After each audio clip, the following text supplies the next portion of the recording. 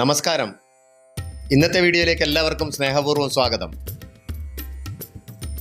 City of lakes ഉദയ്പൂരിലാണ് ഞാനിപ്പോൾ ഉള്ളത്. ഈ പേര് വരാൻ കാരണം ഇവിടുത്തെ പ്രധാനപ്പെട്ട 5 തടാകങ്ങളാണ്. പിച്ചോള ലേക്ക്, ഫത്തേഹ് സാഗർ ലേക്ക്, സ്വരൂപ് സാഗർ ലേക്ക്, രംഗ് സാഗർ ലേക്ക്, ദൂദ് തലായ് ലേക്ക് എന്നിവയാണ് ആ 5 തടാകങ്ങൾ.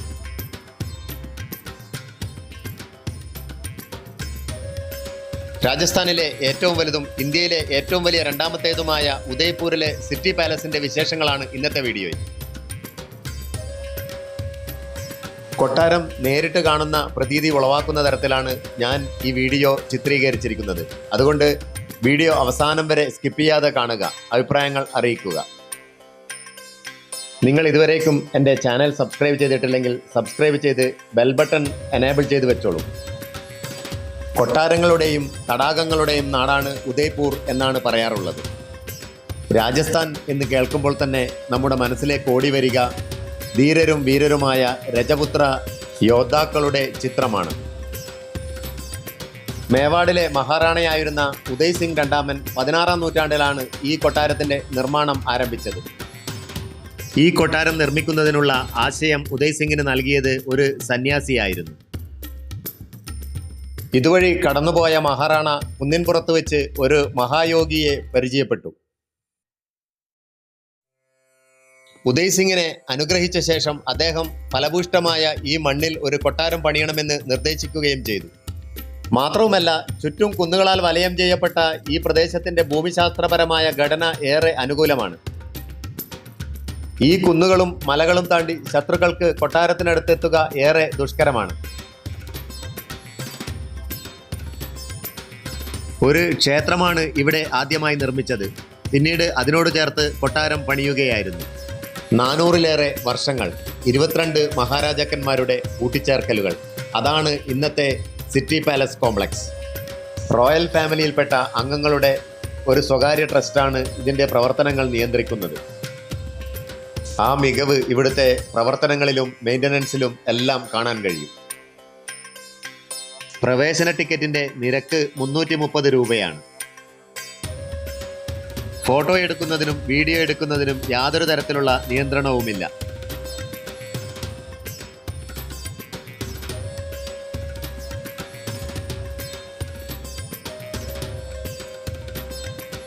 പിച്ചോള തടാകത്തിന്റെ കിഴക്കേക്കരയിലാണ് കെട്ടിലും മട്ടിലും അതിഗംഭീരമായ ഈ രാജകൊട്ടാരം. ബാഡിപോൾ എന്ന സ്ഥലത്താണ് ടിക്കറ്റ് കൗണ്ടർ ഉള്ളത്.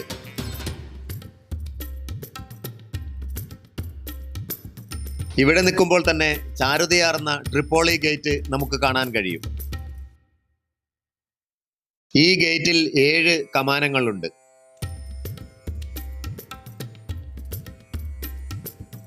പണ്ടുകാലത്ത് നടന്ന 7 ഉത്സവങ്ങളെ ഓർമ്മപ്പെടുത്തുന്നവയാണ് ഈ കമാനങ്ങൾ.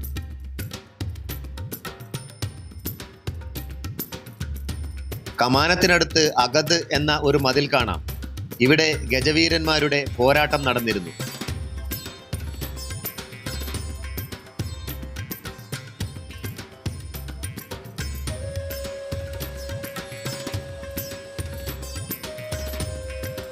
വിശേഷാവസരങ്ങളിൽ മഹാരാജാക്കന്മാരുടെ ശരീരഭാരത്തേക്കാൾ കൂടുതൽ തൂക്കം സ്വർണവും വെള്ളിയും അവർ സാധുക്കൾക്ക് ദാനം ചെയ്തിരുന്നു.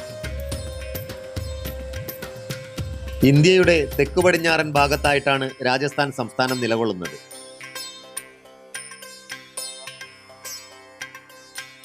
ഒരു കുന്നിന്റെ മുകളിലായിട്ടാണ് ഈ മനോഹരമായ മന്ദിരം പണികഴിപ്പിച്ചിരിക്കുന്നത്. ഉദയ്പൂർ പട്ടണത്തിന്റെയും പരിസര പ്രദേശങ്ങളുടെയും അതിമനോഹരമായ ഒരു കാഴ്ച ഇവിടെ നിന്ന് നമുക്ക് ദൃശ്യമാകും.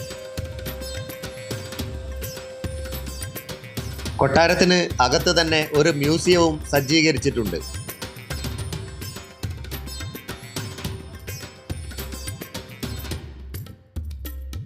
രാജഭരണകാലത്ത് അവർ ഉപയോഗിച്ചിരുന്ന വസ്തുക്കളെല്ലാം ഇവിടെ പ്രദർശനത്തിന് വെച്ചിട്ടുണ്ട്.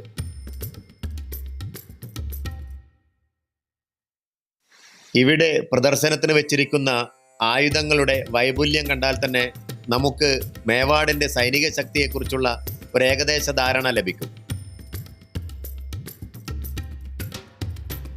അധിനിവേശ ശക്തികൾക്ക് ഒരിക്കൽ പോലും കീഴടക്കാൻ കഴിയാത്ത ഒരു സാമ്രാജ്യമായിരുന്നു മേവാഡ്. രജപുത്രന്മാരുടെ രണവീര്യത്തോടൊപ്പം ഭൂപ്രകൃതിയുടെ പ്രത്യേക ഘടനയും ഇതിന് കാരണമായി. കൂടാതെ ഗൊറില്ല യുദ്ധരീതിയും ഇവരുടെ മറ്റൊരു മേന്മയായിരുന്നു.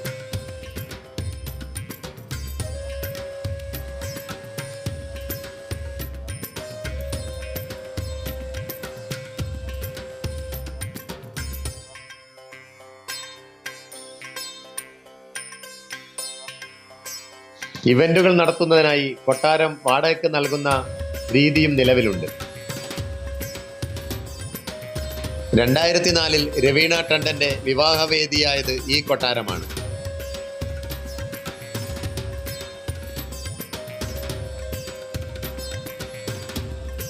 ₹40 ലക്ഷം കൊടുത്താൽ 300 പേർക്ക് ഭക്ഷണ സൗകര്യമടക്കമുള്ള പ്രോഗ്രാം നമുക്ക് ഇവിടെ സംഘടിപ്പിക്കാനാവും. ഇതിൽ വേദിയുടെ അലങ്കാരം കൂടി ഉൾപ്പെടും.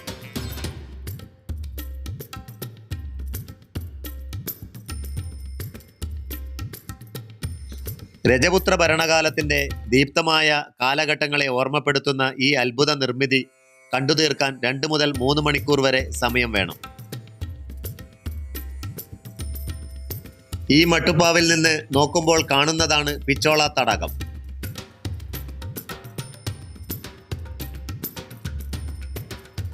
ഏറെ പ്രസിദ്ധമായ ഒട്ടേറെ ചരിത്ര സ്മാരകങ്ങൾ പിച്ചോള തടാകത്തിന് ചുറ്റുമായി നമുക്ക് കാണാൻ കഴിയും.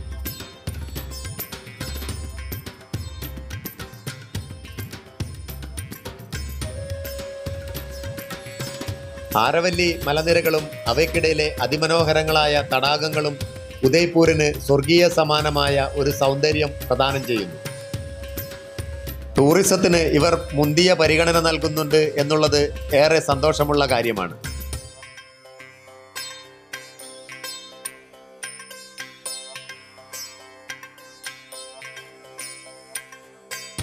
ടൂറിസം വികസനത്തിന് ഉദയ്പൂരിൽ നിന്ന് നാം പഠിച്ചെടുക്കേണ്ട ഒട്ടേറെ പാഠങ്ങളുണ്ട്.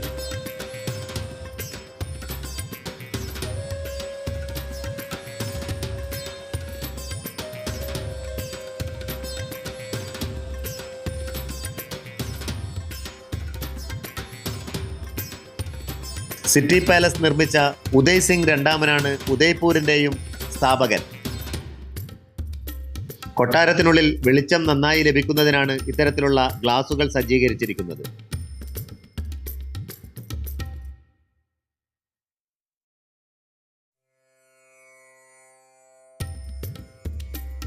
ഏറെ ആകർഷകമായ രീതിയിലാണ് മുറികളെല്ലാം നിർമ്മിച്ചിരിക്കുന്നത്.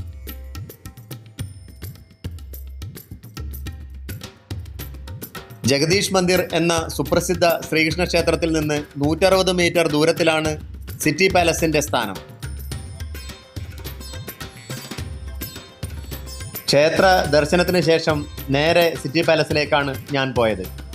ഇത് കണ്ടു കഴിഞ്ഞതിന് ശേഷം വേണം ഉച്ചയ്ക്കുള്ള ഭക്ഷണം കഴിക്കാൻ.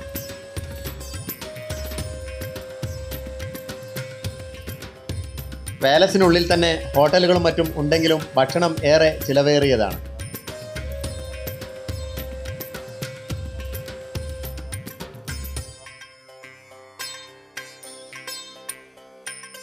നിർമ്മാണത്തിന് ഉപയോഗിച്ചിരിക്കുന്ന വസ്തുക്കളുടെ വർണ്ണബാഹുല്യം അതിഗംഭീരം തന്നെയാണ്. വർണ്ണക്കണ്ണാടികൾ കൊണ്ടും മാർബിൾ കൊണ്ടും പീലി വിടർത്തിയാടുന്ന ഒരു മയിലിനെ ഇവിടെ ചിത്രീകരിച്ചു വെച്ചിരിക്കുന്നു. മനുഷ്യ മനസ്സിനെ ഏറ്റവും കൂടുതൽ സന്തോഷിപ്പിക്കുന്ന ദൃശ്യങ്ങളിലൊന്നാണ് പീലി വിടർത്തിയാടുന്ന മയിൽ.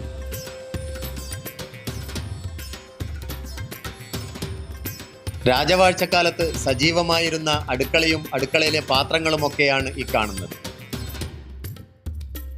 ആയിരക്കണക്കിന് സന്ദർശകരാണ് ഇവിടെ ദിവസവും വന്നു പോകുന്നത്. രാജമാതാവ് ഉപയോഗിച്ചിരുന്ന കിടപ്പുമുറിയാണിത്. ഇത് മഹാരാജാവിന്റെ വിശ്രമമുറിയും.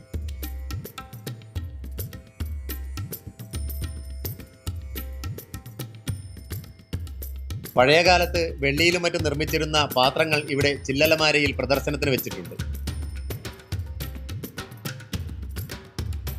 എല്ലാ കാര്യങ്ങളും വായിച്ച് മനസ്സിലാക്കി പോവുക എന്നുള്ളത് ഏതൊരാളെ സംബന്ധിച്ചും അസാധ്യമായ ഒരു കാര്യമാണ്. അത്രയേറെ പ്രദർശന വസ്തുക്കളും അവയുടെ വിവരണങ്ങളും ഈ കൊട്ടാരത്തിൽ നമുക്ക് കാണാം.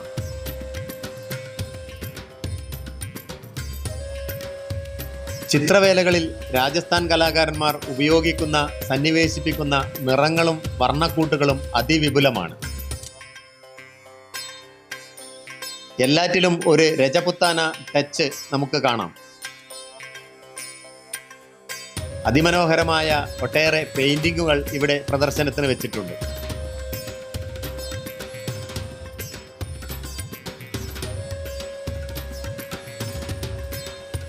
രാജഭരണകാലം നമുക്ക് സംഭാവന നൽകിയിരിക്കുന്നത് പകരം വെക്കാനാവാത്ത ഒട്ടേറെ ചരിത്ര സ്മാരകങ്ങളാണ്.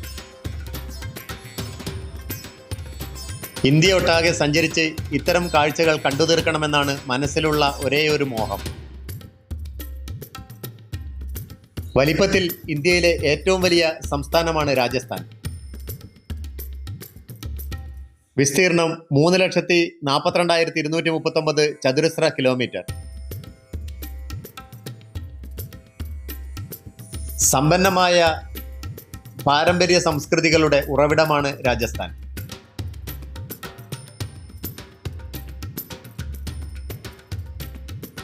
കരകൗശല നിർമ്മാണത്തിലും സംഗീതത്തിലും നൃത്തത്തിലും എല്ലാം അവർ ഒരു പാരമ്പര്യ തനിമ നിലനിർത്തുന്നു. ഈ മുറിയിൽ ഒട്ടേറെ സംഗീത ഉപകരണങ്ങളാണ് പ്രദർശനത്തിന് വെച്ചിരിക്കുന്നത്.